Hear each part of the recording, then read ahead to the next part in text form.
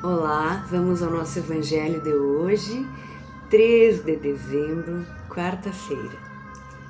Vamos fechar os nossos olhos e elevar o nosso pensamento a Deus, nosso Pai de amor, a Jesus, nosso mestre e amigo, nosso modelo, nosso guia, nosso irmão, agradecendo pela vida, por esta oportunidade bendita desta reencarnação, por mais este dia desta existência.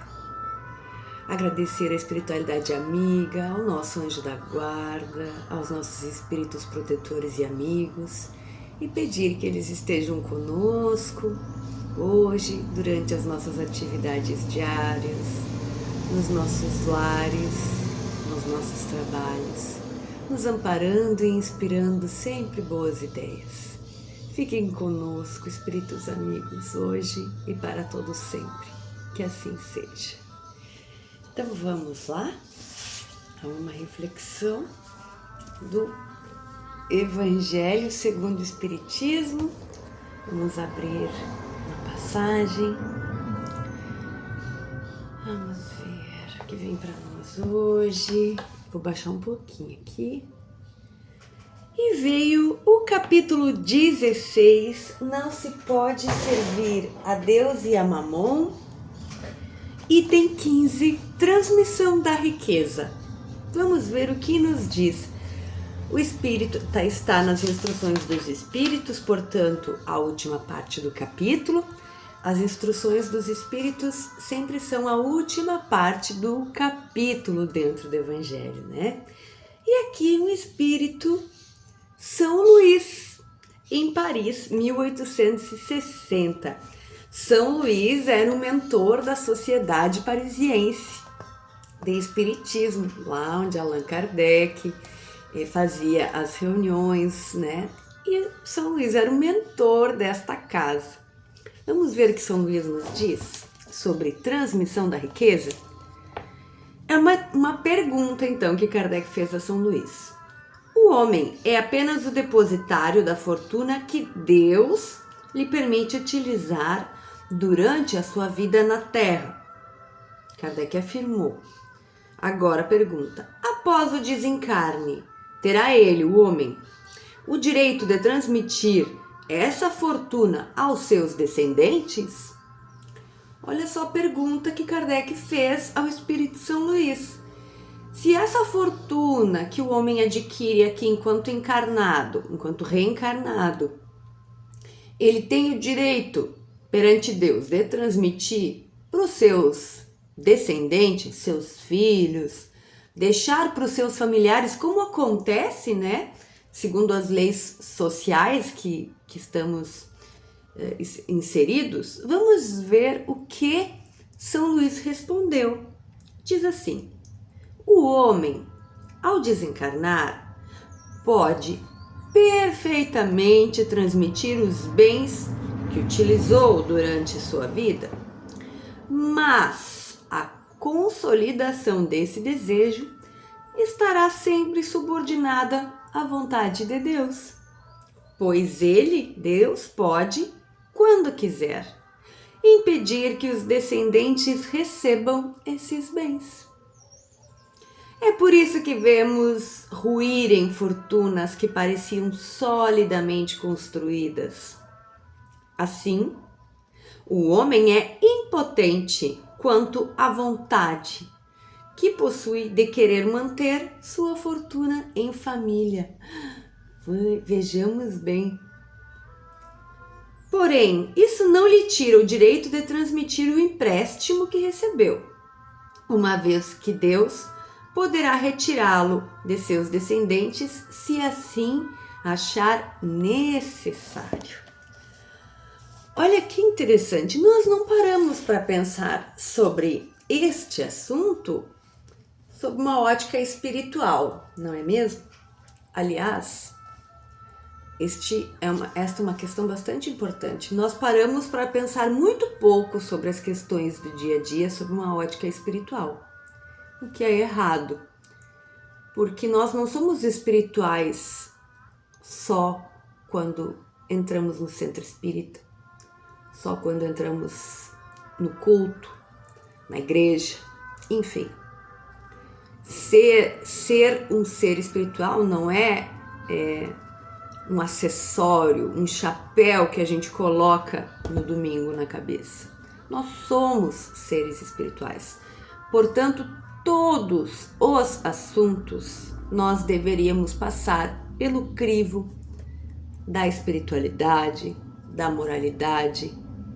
A doutrina espírita nos ensina que precisamos refletir, nos ensina que somos ciência, filosofia e religião.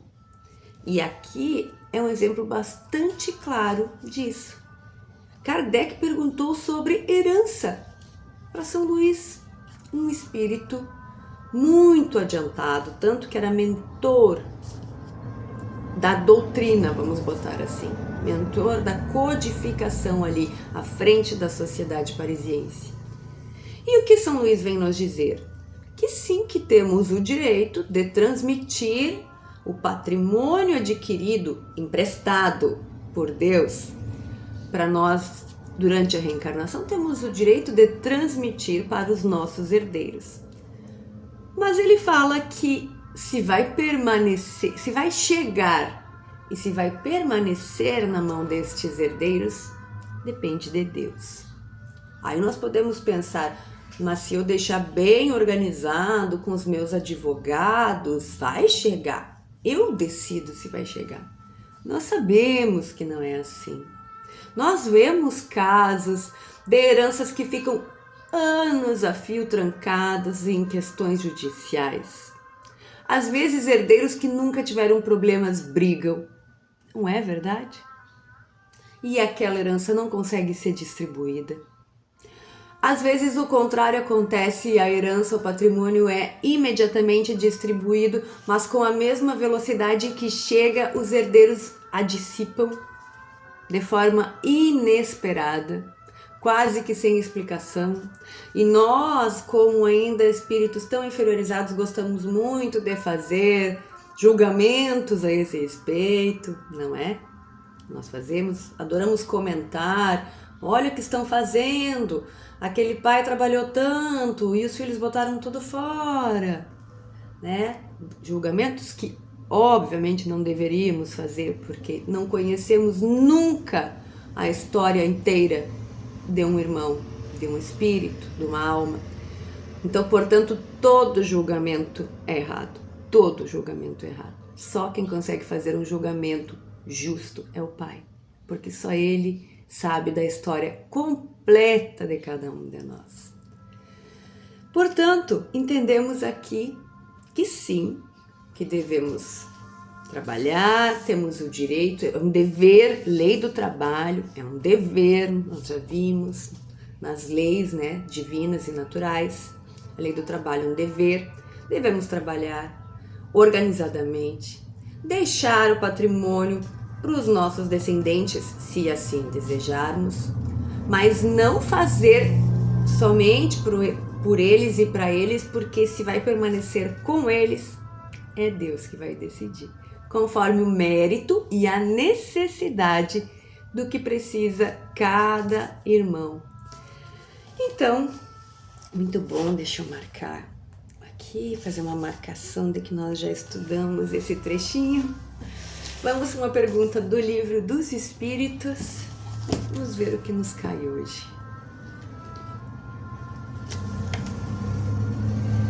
Lei da conservação. Ó, uma das leis, não são 10 leis, né, que nós temos, as leis divinas ou naturais. Uma delas, lei da conservação, e caiu aqui, pergunta 724. Abster-se da alimentação animal ou de qualquer outra como expiação tem algum mérito? Então, Kardec está perguntando para os espíritos, deixar de comer carne, ovos, alimentação animal, ou deixar de comer qualquer outra coisa, como uma expiação para si mesmo, para passar por uma prova dura, na questão de alimentação aqui, bem especificamente, tem algum mérito? Se eu decidir hoje que não quero mais comer carne, Deus vê com o que a espiritualidade vai ver nisso, né? O que Deus pensaria? Deus não pensa, porque Deus não é um ser como nós, mas qual a utilidade? Teria algum mérito nisso? Vamos ver o que os espíritos respondem. Sim, teria algum mérito. Se o homem se privar desses alimentos em benefício dos outros. Para Deus, só há mortificação quando há privação séria e útil. Foi por isso que dissemos que aqueles que se privam de alguma coisa apenas na aparência são hipócritas. E aí sugere que se volte à pergunta 720.